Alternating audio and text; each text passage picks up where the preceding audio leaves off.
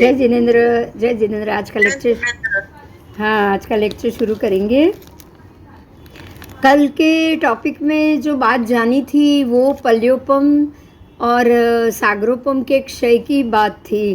और थोड़ा सा उसके मामले में बता दूँ तो जो काल जैसे निकलता है आगे आगे चलता है वैसे वैसे उसके माप में भी घटत होती है। कल का सबसे महत्वपूर्ण मुद्दा ये था कि आदेश्वर दादा से शुरू होकर हमारे 13वें भगवान विमलनाथ भगवान तक का समय, वहाँ तक का समय 50 लाख सागरोपम का होता है। 50 लाख गुणिया 50 लाख, क्योंकि अर्ध कोड़ा कोड़ी सागरोपम हो गया। अर्ध कोड़ा कोड़ी समझने जैसी बात है, ये बहुत इम्पोर्टेंट पॉइंट है। अर्ध कोड़ा कोड़ी सागरोपम उतना समय में हुआ और विमलनाथ भगवान से लेके अंतिम महावीर स्वामी तक मात्र 10 सागरोपम का समय गया। तो अब आप सोच सकते हो कि कितना काल में कितनी घटत आ गई है, दिनों और सबके नाप में कितनी घटत आ गई। ये बात कल क्लियर हुई थी। हाँ, आप ये सोच सकते हो कि खाली कहाँ 10 सागरोपम और कहाँ अर्ध कोड़ा कोड़ी सागरोपम, आप समझ सकते हो। देखिए 24 तीर्थंकर परमात्मा है, 12 भगवान एक तरफ गए अर्ध कोड़ा कोड़ी सागरोपम में, और पीछे के 12 भगवान विमलनाथ भगवान से लेके महावीर स्वामी तक के पीछे के 12 भगवान, आप ये समझ सकते हो मात्र 10 सागरोपम, खाली 10 सागरोपम, 10 लाख भी नहीं। तो आपको ये समझ में आ रहा है कि पहले की अपेक्षा अभी दिन का प्रमाण कितना घट चुका है। ये प्रमाण काल की उपमा बताई थी परमात्मा ने, और ये प्रूफ के साथ दिया, ऐसे प्रूफ के साथ कि तब जन्मे हुए महाबल कुमार उसके बाद वहाँ से सीधे वो देवलोक में चले गए, छठे देवलोक में 10 सागरोपम की आयु प्रमाण लेकर, और फिर से महावीर स्वामी के समय में उनका जन्म हुआ। वहाँ से निकल के उसी भव में वो मोक्ष गए। तो आप ये समझ सकते हो कि वहाँ जन्मा हुआ जीव जब महावीर स्वामी के जन्म के समय वापस आता है, बीच में सिर्फ 10 सागरोपम के लिए वो देवलोक में गए। क्लियर हुआ था कल ये टॉपिक? तो दिनों दिन जो आपका दिन का समय होता है, प्रहर का समय होता है, उसमें घटोतरी होती। इसीलिए कहा गया कि पल्योपम और सागरोपम का अपचय होता है ना, क्षय होता है। दिनों दिन उसका ये समय का भी क्षय होता है। आओ अब आगे 12वें शतक चल रहा है, आज 12वां शतक शुरू होगा। 12वें शतक में शंख, पुष्कली आदि आदि जो परमात्मा के समय पे हो गए श्रावक, उनका जीवन चरित्र है। तो ये हम एक के बाद एक श्रावकों की बात शुरू करेंगे। श्रावस्ती नामक नगरी में उस समय जो उद्यान बताया है कोष्ठक नाम का, और वहाँ परमात्मा का समसरण रचा गया है। और उस नगरी में जीव अजीव आदि तत्वों के ज्ञाता ऐसे श्रमणोपासक पुष्कली नाम के एक श्रमण उपासक रहते थे। बिल्कुल रुद्धि संपन्न थे और अनेक अपराभूत जनों द्वारा उनका स्वागत होता था। उस समय उस नगरी में भगवान महावीर स्वामी पधारे और सभी श्रावकों की तरह आलम्बिका नगरी के श्रावकों भी वंदन के लिए गए और परिउपासना परमात्मा की वो करने लगे। धर्म परिषद भी हुई। परिषद सुनकर लोग वापस चले गए और ये परमात्मा के पास से धर्मोपदेश सुना और उसका उदाहरण करके ये श्रावक जो थे वो बड़े ही खुश हुए, संतुष्ट हुए। वंदन नमस्कार करके उन्होंने प्रश्न पूछा और अर्थ को भी ग्रहण किया और अपनी उत्थान शक्ति से वो उठकर अपनी नगरी में वो रवाना हो गए। नगरी में जाने के बाद मुख्य यहाँ 2 श्रावकों का परिचय दिया गया है ये आज के हमारे इसके अंदर। उसके बाद शंख श्रमण उपासक संघ और उन्होंने अन्य श्रमण उपासकों से इस प्रकार से कहा कि आप प्रचुर अशन पान खादिम स्वादिम तैयार करवाओ और हम सब ये तैयार करवा के विशेष आस्वादन करते हुए परस्पर एक दूसरे को देते हुए पाक्षिक पौषध का अनुपालन करते हुए हम रहेंगे। तो ये पाक्षिक पौषध के लिए यहाँ महत्व बताया गया है इसमें, और शंख श्रवणोपासक के वचन का बाकी के श्रावकों ने भी विनयपूर्वक स्वीकार किया।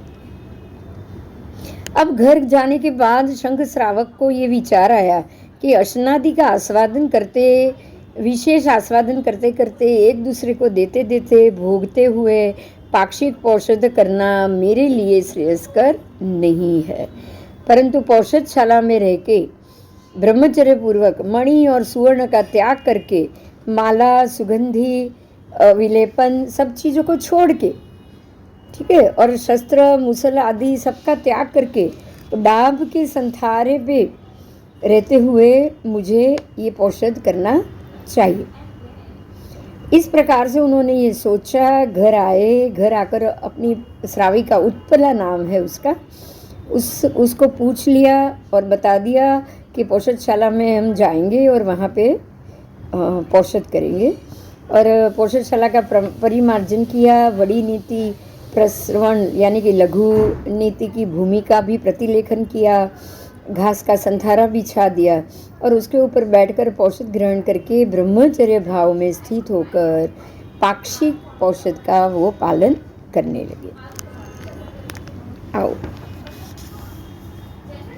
पौषध के मामले में यहाँ कुछ बताया गया है, थोड़ी उसकी चर्चा करेंगे कि जिस अनुष्ठान से आत्मगुणों का पोषण होता हो, जो अनुष्ठान करने से हमारे आत्मगुणों को वृद्धि मिले, उसका पोषण हो, उसको पौषध कहा जाता है। पौषध यानी कि पोषण मिलना।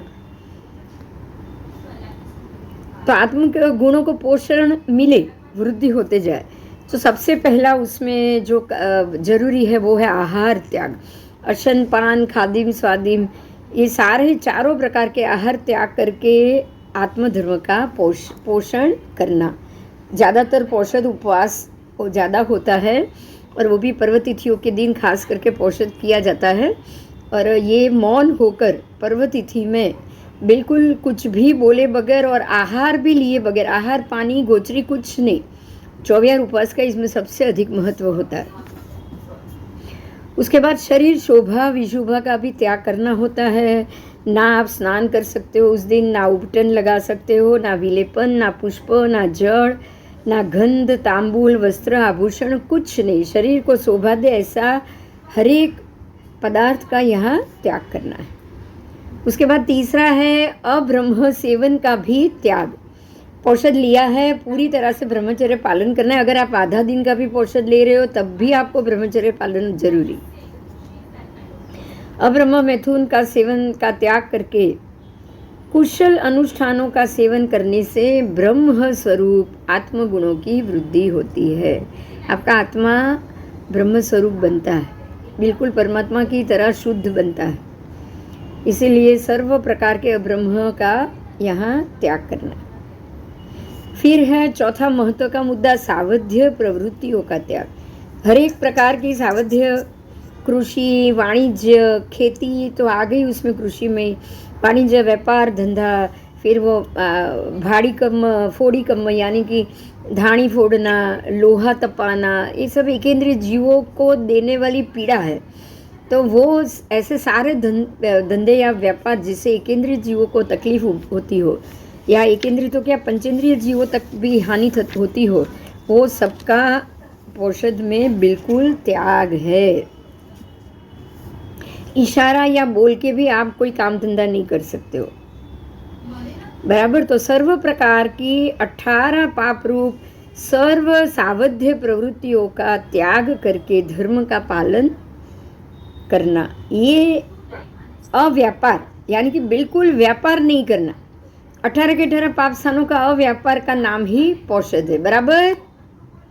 बोलो कोई प्रश्न? आज पौषध को बहुत अच्छे से सुना, बराबर। हाँ,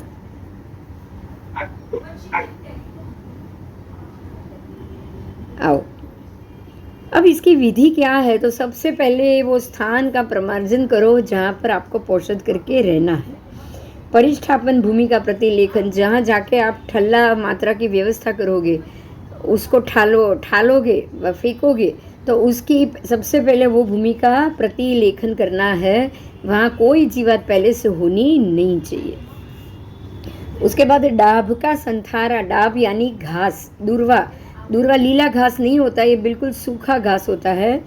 और संथार, घास का संथारा किया जाता है, अथवा वस्त्र का आसन बिछाया जाता है। वस्त्र ही बिछाना है आसन के रूप में।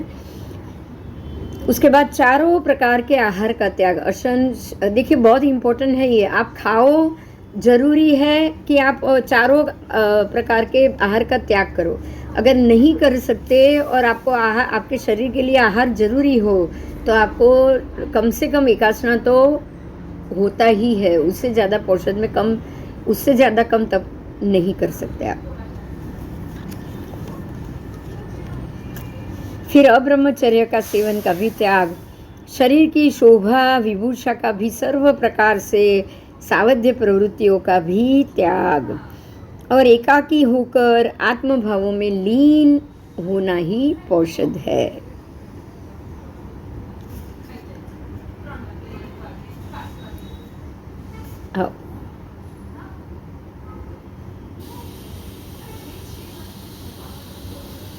पोषद में देश पोषद यानी कि देशावगासिक पोषद, देशावगासिक व्रत आता है, देश पोषद कहा जाता है उसको।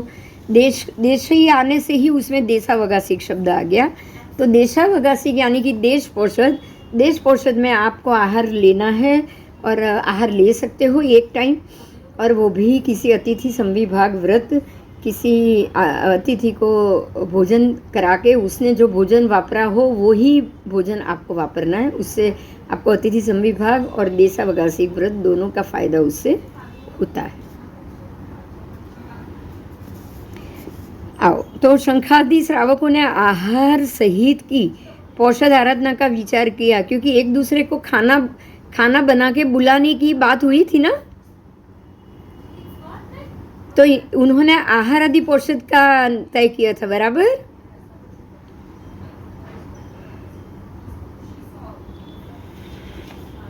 हेलो, हाँ, વિન્ડો બેનનો અવાજ આવે છે? હેલો, રક્ષાબેન તમને નથી આવતું, તમને બધાને આવે છે? ઓકે, હવે આવ્યો, તમારો તો આવ્યો મને। तो शंखादि श्रावकों ने आहार सहित पोषद आराधना का परस्पर विचार किया और आहार आदि तैयार करने का आदेश भी दिया। उसके बाद शंख श्रावक अपने आत्म परिणामों को और संवेग भाव वृद्धिगत हो, उसके लिए उन्होंने उपवास युक्त सर्व आहार का त्याग करके उपवास युक्त पोषद का स्वीकार किया। अब जो श्रावकों ने जो इकट्ठा करने का जो प्लान किया था, अब उसकी बात कर रहे हैं कि जो सारे श्रवणोपासक श्रावस्ती नगरी में अपने अपने घर गए, घर जाकर उन्होंने प्रचुर अन्न, पान, खादीन, स्वादीन तैयार करवाया। सबने अपने अपने घर में तैयार कराने के बाद एक दूसरे को बुला के वो ऐसे कहने लगे कि हे देवानुप्रिय, हम विपुल अशन शयन खादीन स्वादीन आदि आहार तैयार हमने तो करा दिया, लेकिन शंख श्रवणोपासक अभी तक आए नहीं है। तो हे देवानुप्रिय, कि हम सब जब तक शंख ना आए हम कुछ नहीं लेंगे, और हमको उनको बुलाना ही चाहिए। तो इस प्रकार से उन्होंने सोचा और शंख श्रावक को बुलाने के लिए भेज दिया। उसके बाद पुष्कली श्रावकों ने उन श्रावकों से कहा कि आप बिल्कुल चिंता मत करो, मैं जाकर शंख श्रावक को बुला कर आता हूँ। ये बोल के वो पुष्कली श्रावक थे, वो शंख श्रावक को बुलाने के लिए शंख श्रावक के घर चले गए। अब उत्पला श्राविका ने देखा, उनकी पत्नी ने, शंख श्रावक की पत्नी ने, कि पुष्कर श्रावक यहाँ आ रहे हैं, तो वो उनको देखकर खुश हुई, जाकर सामने से जाके उनको वंदन नमस्कार किया और पूछा कि भाई आप यहाँ, आपका आगमन का क्या कारण है। तो तब पुष्कली श्रावक ने उत्पला श्राविका से पूछा कि भाई शंख श्रावक कहाँ हैं, हम सब उनकी राह देख रहे हैं। तब इन्होंने कहा कि भाई ये शंख श्रावक तो अभी पौषध करके, उपाश्रय में पौषध करके विचर रहे हैं, आराधना कर रहे हैं, क्योंकि उनको आज आहार नहीं करना था। ठीक है, तो अब जो पुष्कली श्रावक थे वो पौषधशाला गए, क्योंकि उनको शंख श्रावक से बात करनी थी। वो वहाँ गए, वहाँ जाकर शंख श्रावक थे, वहाँ गए, वहाँ जाने के बाद गमनागमन का उन्होंने प्रतिक्रमण किया और शंख श्रावक को वंदन नमस्कार किया। वंदन नमस्कार करके उन्होंने पूछा कि आपने तो विपुल अशन शयन स्वादिम खादिम तैयार करवाया है, तो फिर आप आहार आदि का आस्वादन करके चलिए। अब आपके पौषध तो है ही, तो हम जाएं और आहार करें वहाँ जाके।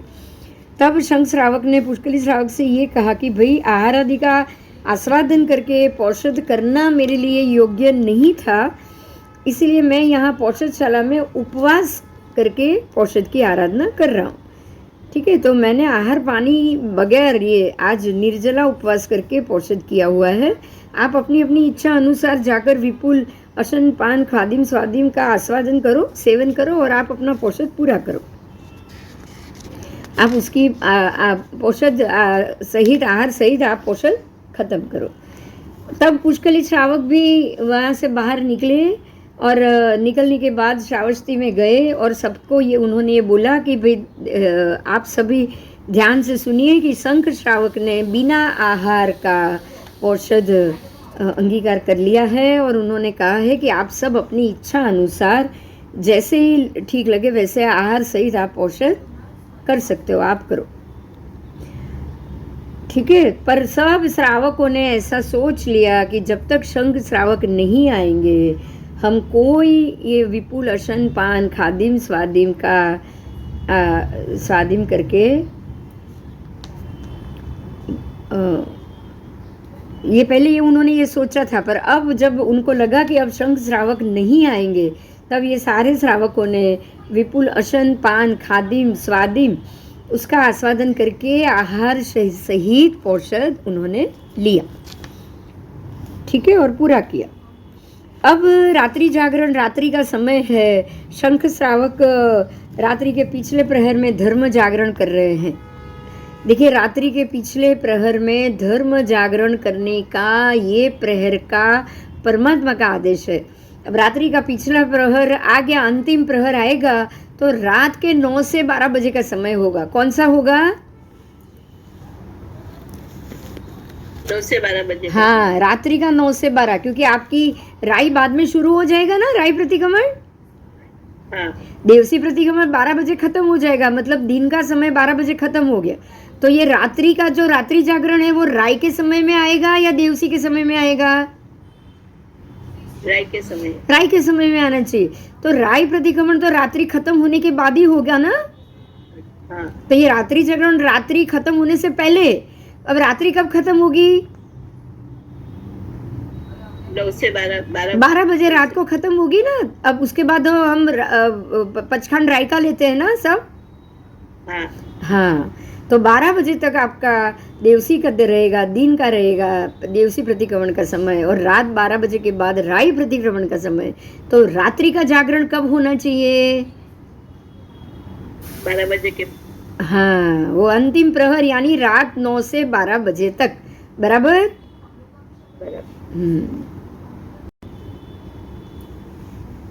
आओ, तो शंख श्रावक को रात्रि के पिछले प्रहर में धर्म जागरण करते हुए ऐसा ख्याल आया कि कल रात्रि व्यतीत होने से प्रातः काल में सहस्त्र किरणों से जब सूर्योदय होगा तब मैं भगवान को वंदन नमस्कार करके उनकी पर्युपासना करके वहाँ से वापस आने के बाद मैं ये पाक्षिक पौषध को पूर्ण करूँगा और वही मेरे लिए श्रेष्ठ है। ऐसा सोचने के बाद दूसरे दिन सुबह ये उनको रात्रि जागरण में ख्याल आया कि मैं रात्रि जागरण में पौषध यहाँ पौषधशाला में पूर्ण करूँ और बाद में भगवान के पास जाऊँ, घर चला जाऊँ, ऐसा मैं नहीं करूँगा। मैं ये पौषध सहित ही भगवान से मिलने जाऊँगा। बराबर समझ में आया? और मैं वहाँ जाकर पौषध पूर्ण करूँगा। ऐसा सोचने के बाद वो दूसरे दिन प्रातः काल सूर्योदय होने के बाद वो पौषधशाला में से बाहर निकले। पौषधशाला में से बाहर निकल के वो शुद्ध और मंगल रूप वस्त्रों को उन्होंने वहाँ उत्तम प्रकार से परिधान किया। अपने घर से वो निकले, मतलब वस्त्र बदलने के लिए वो घर गए हैं शायद, बराबर। और फिर पैर से चल के वो श्रावस्ती नगरी के मध्य में से होके भगवान की सेवा में पहुंच गए। जाकर उन्होंने भगवान की परिउपासना भी की। अब जो पुष्कली आदि जो सर्व श्रावक थे ना, ये तो शंख श्रावक की बात है, बाकी के जो पुष्कली आदि जो श्रावक थे वो सब ने भी दूसरे दिन प्रातः काल सूर्योदय होते ही स्नान कर करके अपने बहुमूल्यवान अलंकार और वस्त्र से वो सुसज्जित हो गए और अपने अपने घर से निकले। वो लोग तो अपने घर में ही रहे थे और अपने अपने घर से निकलकर एक स्थान पे एकत्रित हुए। एकत्रित होकर वहाँ से चलकर भगवान की सेवा में पहुँच गए और परमात्मा की परिउपासना करने लगे। अब परमात्मा ने यहाँ महापरिषद कही क्योंकि व्याख्यान का समय हो गया होगा और सबको सब श्रावकों को उन्होंने धर्म कथा कही। धर्म कथा कहने के बाद अणगार और अणगार, आगार और अणगार धर्म। देखिए, आगार यानी छूट वाला धर्म, समझ में आ रहा है? आगार का मतलब हम बोलते हैं ना, सुहु में ही आगार रहीम, जो बोलते हैं कि नहीं बोलते। आगार का अर्थ है छूट। आगार का मतलब क्या? छूट। आप देखो, हमारे लिए सब छूट हम लेकर चलते हैं, लिफ्ट में जाने की छूट, इलेक्ट्रिक यूज करने की छूट, फोन करने की छूट। हम लोग सब लोग खाली बंदी कहाँ पे, तो बस कोई अग्नि, बड़ा अग्नि या अग्नि प्रगटाएंगे नहीं, या गैस या चूल्हा भी जलाएंगे तो जीवोत्पत्ति देखकर जलाएंगे, बस इतना ही नियम। बाकी कोई नियम है बताओ? नहीं, कोई नियम नहीं।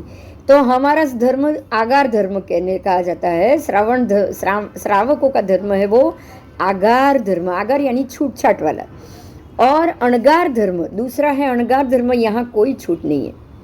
तो अणगार धर्म की आराधना करना आज्ञा का आराधक होता है, ऐसा धर्मोपदेश दिया।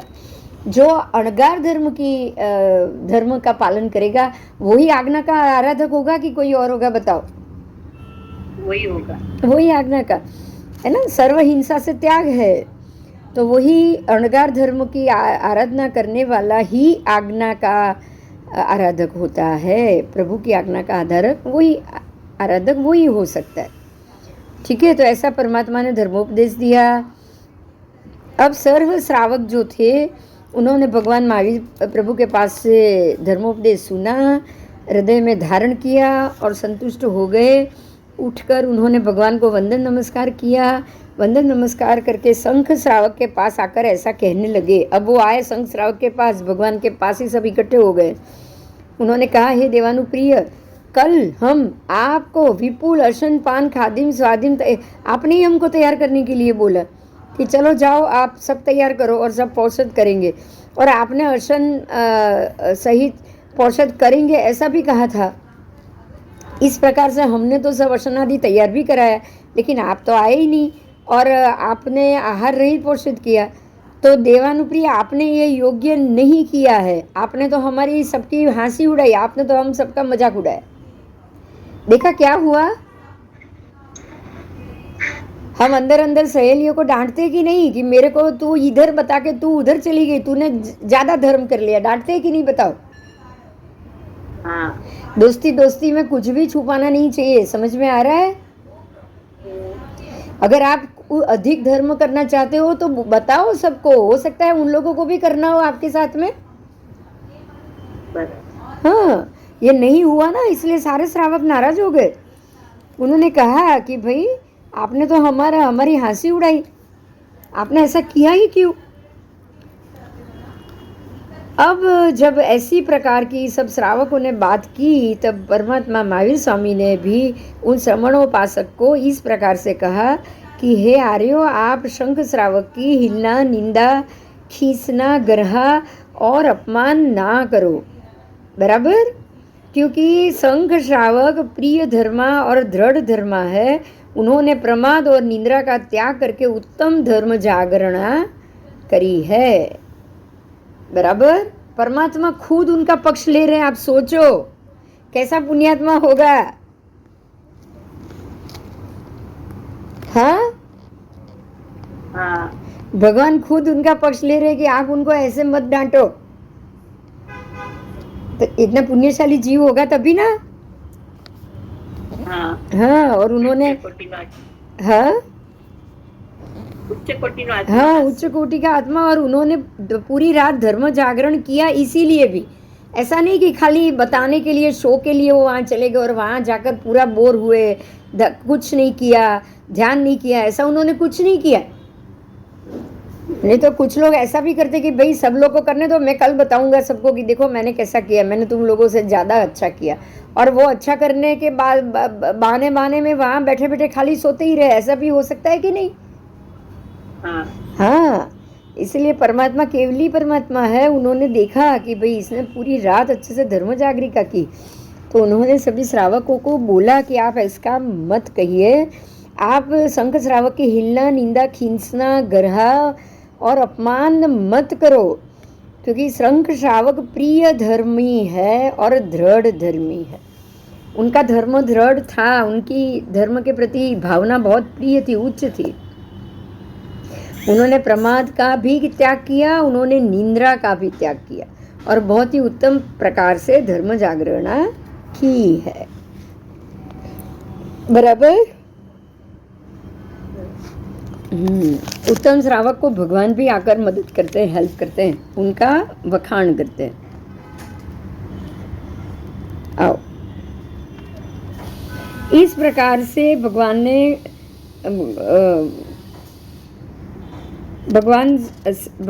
से ये सब बात कही। उसके बाद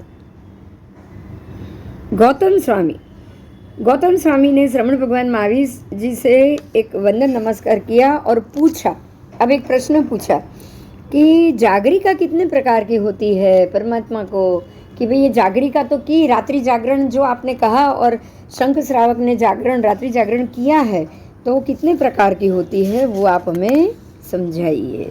जाननी है ना, बोलो।